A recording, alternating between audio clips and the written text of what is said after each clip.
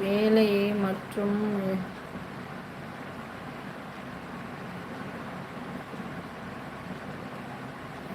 வேலை மற்றும் எதிர்காலத்தை பற்றிய பயம்தான் அக்கா.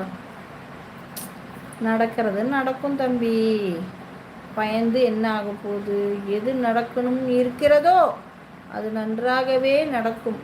எது நடக்கப் போவதோ அது நன்றாகவே நடக்கும். நம்ம கையில் என்ன இருக்கு? எல்லாம் நம்மளை படைத்தவன் கையில் தான் இருக்கு. ஆண்டாவா, ஏன் எல்லாரையும் கஷ்டப்படுத்துற?